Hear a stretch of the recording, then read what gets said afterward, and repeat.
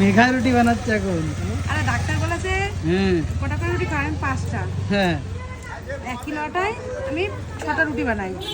Doctor বলেছে রুটির অংশ কমিয়ে দাও, হ্যাঁ 6টার থেকে 3টে বানাই। হুম। তা ডাক্তার জিজ্ঞাসা করেছে কটা খাও? আমি বলছি কি 1 কিলো আটায় 3টে খাই। তো বলছে তার রুটির অংশ কমিয়ে দাও। হ্যাঁ তো 1 কিলো আটায় এখন 1টা রুটি বানায়, আর কাঁচা খাওয়া যাচ্ছে না।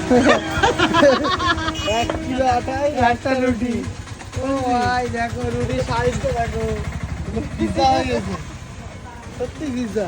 ওর উপরে একটুখানি সেই সস টস লাগিয়ে এবার রোল হয়ে গেল নাকি? সত্যি এনার্জি ভরপুর। একদম, এত কাজের ভিতরেও যে এত এনার্জি রয়েছে এটা তো মানতে হবে।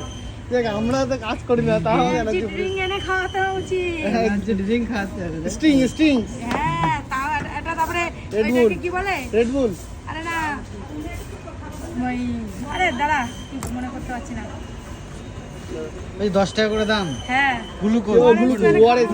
গ্লুকন্ডি। হ্যাঁ, গ্লুকো। এগুলো ও তাহলে মিষ্টি গ্লুকোজ খাওয়ানো উচিত। মিষ্টি দিয়ে প্রতিদিন এনার্জি বাড়ানোর জন্য গ্লুকোজ খাচ্ছে, তাই তো? একদম একদম। এগুলো খাওয়ানো উচিত তাদের। একদম। যে চলো। আগুনের দ্বারা থেকে থেকে মুখটা যে খারাপ হচ্ছে ভালোই তো বলতে পারছিস।